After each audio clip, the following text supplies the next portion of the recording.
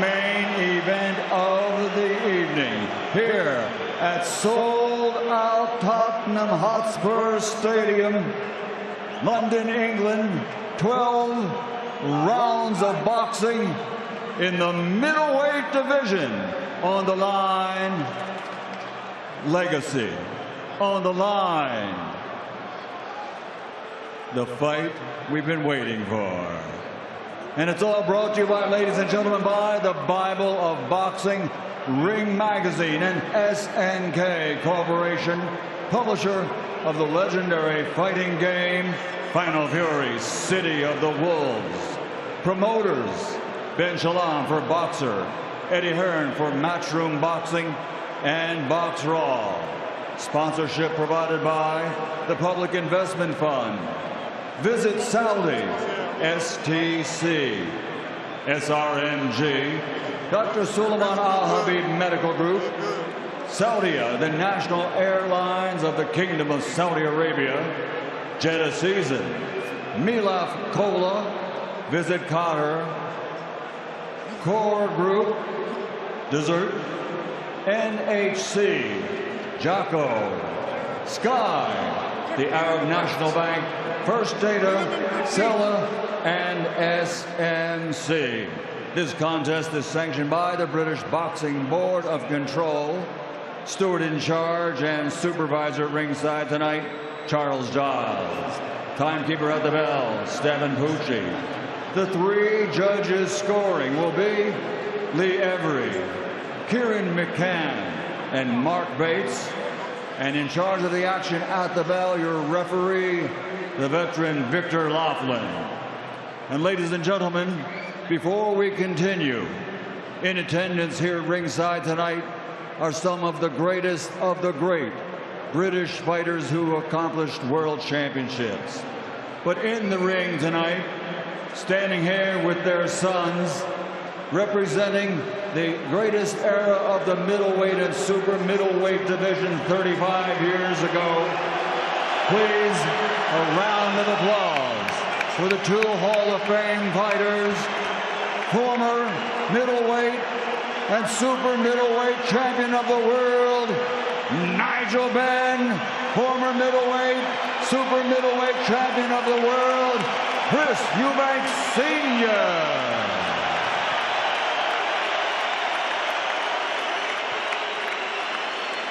And now, the officials are in place and they are ready. The fighters are in the ring and they are ready. So for the sold out 67,484 fans here in Tottenham Hotspur Stadium, London, England, ladies and gentlemen, let's get ready to rumble!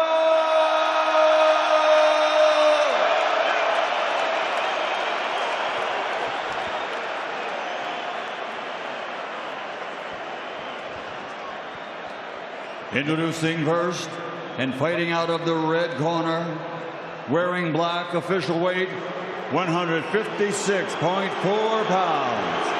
His professional record is a perfect one. 23 fights, 23 victories, including 14 big wins by knockout. He's the European Continental welterweight champion from London, England, the undefeated Conor, the Destroyer.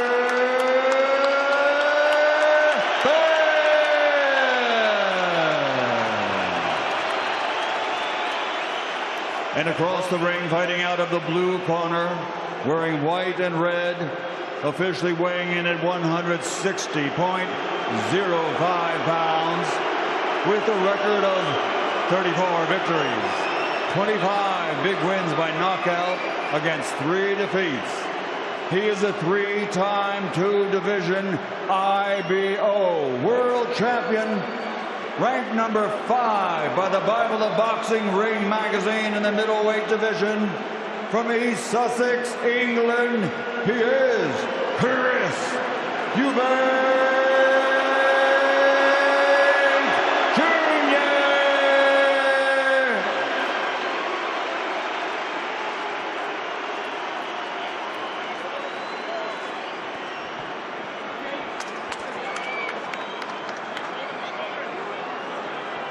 Finally, we get it.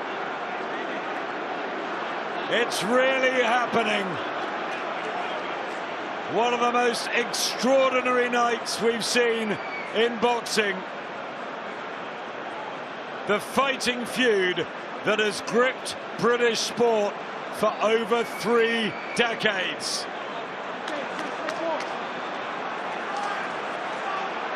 The names Eubank and Benn fuse in history forever.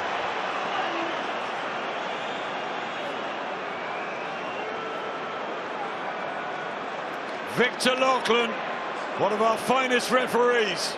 Okay, gents, you know the rules. Remember, obey my commands at all time. Defend yourselves at all time. God bless. Touch gloves. Touch them now. Touch them. No,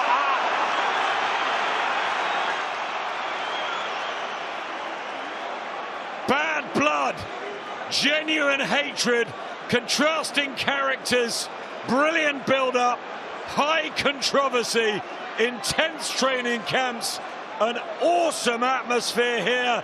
The fans are totally split. The story is like no other. Senior and Nigel can only watch. Chris or Conor, light the touch paper. Here we go. Oh, left hook from Eubank. Eubank looking massive in there. Oh, good shot there again from Eubank. Lovely jab. He looks big, doesn't he, Eubank? He looks huge. And he's got the experience at the higher level. We knew Conor Benn would rip into him. But the right hands and the counter-punching of Eubank could be dangerous. That uppercut he's looking for early. He's got to be careful as he throws that lead right hand, Conor Benn. He's really falling over the front foot, and he's already thrown a couple of left hooks, Eubank. Just got to stay in the centre of that ring there, Eubank, and just keep popping that jab out, make Benn full from too far out. That jab from Eubank is looking precise early, and Conor Benn looking wild and woolly. He's got to close the range and get nice and tight to Eubank, but with that, he takes risks. Yeah, he's got to change the levels, move that head, target the body first, then work back upstairs. That left hook, working a treat. So is the jab so far from Eubank. There's a lot of movement here from Benn without really any thought behind it. Just trying to be a bit of a puzzle here for Eubank, but it's just moving around in a no man's land here. You've got to be more assertive for those movements. It's patient and controlled from Eubank, just like he's been in the build-up. The older man, almost looking like that headmaster that he said he would. But Conor Benn comes in with a left hand and a right hook as well. Can he hurt Eubank, the bigger man? That's a real question. He really needs to try and rough up Eubank when he's inside Benn. Throw the shots around the side of the head, the body, the arms, just target everything. He might not be physically strong enough though, judging by the size difference here. And also when he throws a left hook, you got to make sure he gets that foot closer, because Eubank leans back with his left hook. Gets the leverage and gets his body out of the way a bit better than Benn. Benn bobbing and weaving, but not really getting the angles right at the moment. Eubank just holding the centre of the ring. Oh, the right hand. He shakes his head in defiance. That right hand squeaked through. Draw a bit of confidence there for Benn. Glenn still falling too far out. He landed with that right hand, but he threw the jab. Yeah. The jab didn't land, but it allowed him to get close. That left hook is dangerous of Eubank, one of his best weapons, and an uppercut as well. Look out for that as Benn comes in. Benn trying that left hook himself. Just a little bit wary there, Eubank, let his hands go. He meant to throw a right hand, sort of stopped it halfway through. They had a good round, I thought. Train you, Darren, they're so close, and he's so crucial for Benn's tactics that he doesn't just go hell for leather. Absolutely, and he's such a calming influence, Tony, in the corner. But I've got to say, I've been impressed with the jab of Eubank, a shot that I feel he's neglected in his career in the past. Nice jab from Benn, though. We're trying to double it up. Conor Benn with the jab, the black skirt-like outfit, and if you need the identification, the white and red of Chris Eubank Jr., the 35-year-old from Brighton, and Conor Benn from Essex, lovely from Eubank. But just before that, Ben landed with a good jab, just a few seconds before that. Like they said in the corner, you don't even have to go to him, he'll come to you. But you still got to take the centre of the ring. You haven't got to be in the retreat here, Eubank. So everything needs to be off a jab or a feint from Conor. He can't afford to jump in with a big wild left hooks or right hands. That just plays into Eubank's hands. Nice jab again from both. Swapping jabs. Eubank with the huge weight advantage in the ring. Remember, Conor Benn a natural welterweight, but he said he doesn't mind at all. He's going to climb up and take out Eubank, the bigger man, and then go back down to 10 stone 7.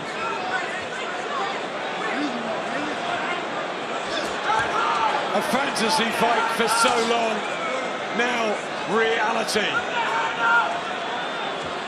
Better there from Ben, plenty of feints before he comes in, but you got to work off one of them though. You can't just throw him and not do anything off that. Yeah, definitely. If you get the reaction, then you've got to throw. You got to try and time the jab as well, Ben, because Eubank's just, I mean, he was really sharp in the first round. We sort of like just touch him with it in the second round. Left hook from Ben, bit better from Conor in the second round. Chris just trying to get that jab going again. That is a really good weapon when he utilises it right. George Groves a few feet away beat Chris Eubank, of course. So did Billy Joe Saunders, who's here, and Liam Smith, who fought earlier. He can be taken out. Conor Benn, remember, has never lost a pro fight, and that's a good jab. Yeah, it's a lovely jab, and he's trying to slip inside the jab of Eubank and throw his own left hook as well. Oh, just missing with the right there. Better though, he stepped in behind the left hook. Much better round from Conor Benn, and a bit of blood from the nose of Eubank, whose jab just hasn't had the precision as it did in the opener. Yeah, he seemed to allow, from my opinion, he's allowed Ben back into the fight a little bit here. He had a good first round and didn't come out positive in this round, and allowed Ben to take the initiative for sure. And at least Ben, he's a bit wild, but he commits to every shot. So when he lands, you feel it. There's the hooks as well. We've heard the stories in sparring that have taken apart William's skull and others. Nigel's been telling us all week that you haven't seen how good Conor Benn can be. The jab, his son. Look at the dads watching on as their boys go to war in front of almost 70,000 here at Tottenham Hotspur Stadium. The Ring Magazine's inaugural event. It's Eubank Jr. and Benn, and is it one apiece? Conor Benn, I think, settled nicely in that second round, and he's whipping that right hand. I think he feels he's got the speed in there. Just step behind the jab a bit better here. Eubank in the second round. That's the thing. You want to throw that jab and use it, but if it's a weak jab, it's just wasted weapon, and you're giving opportunities to your opponent. So you've got to step behind that jab. Every time Ben runs into it, you've got to make him feel it. It's fought at a much, much higher level, Eubank Jr., as he ships a right hand, and again. And Conor turns it with a left hook in the first minute of the third round, and Eubank felt that, and there we go.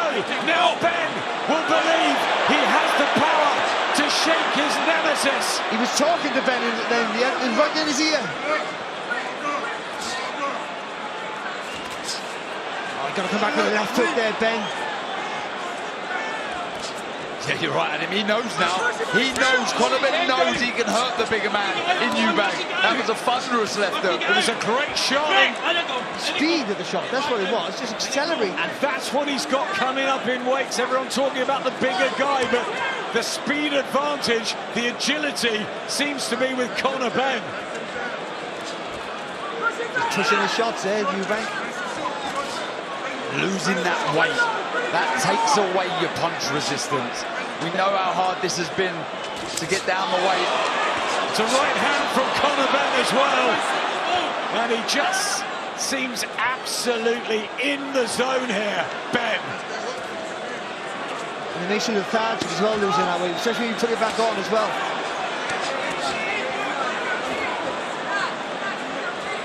A draining 48 hours for Chris Eubank Jr. But he took it and he's taken the challenge as they just topple over. I wonder how strong Eubank's feeling. The legs don't look great to me.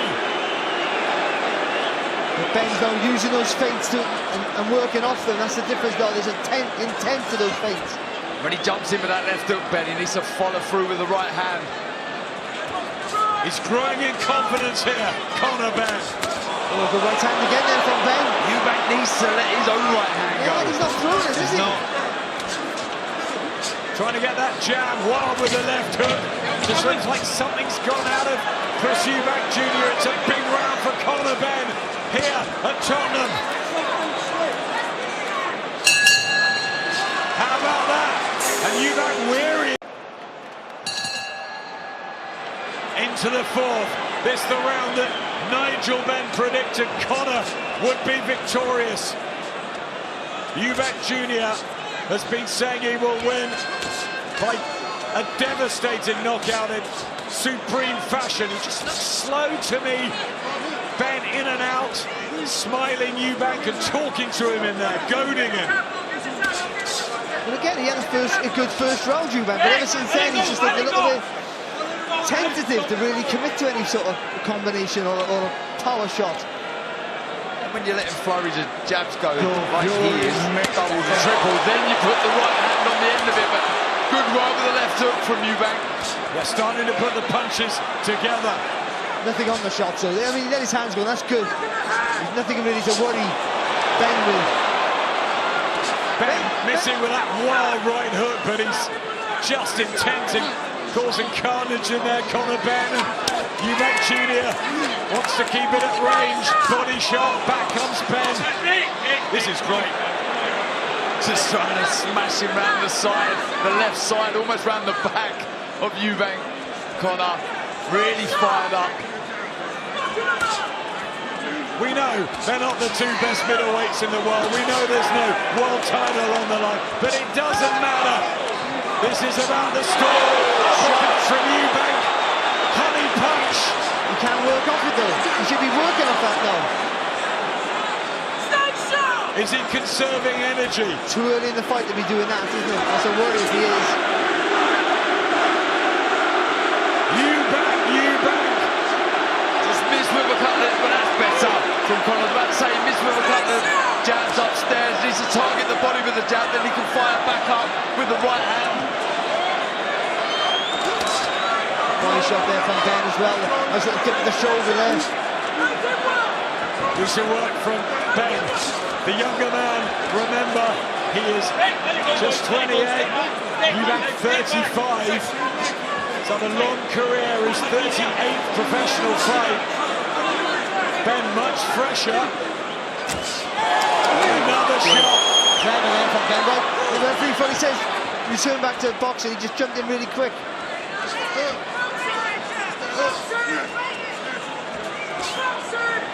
Short with a jab, and walks it to another right hand from Conor Benn. He took it though. He took that well, Eubank. Full. It's the ones you can see, you can take. It's the ones you can't. Those Whitney shot, that left hook, you didn't see it. Same thing with Liam Smith. It's the shot you didn't see that had him unraveling. Good work with the jab from Conor Benn. He hasn't just been helter-skelter. He's thought about his attacks. Eubank comes back at him. Machismo, pride. It's all on the line here. And growling. Carl, have you got it?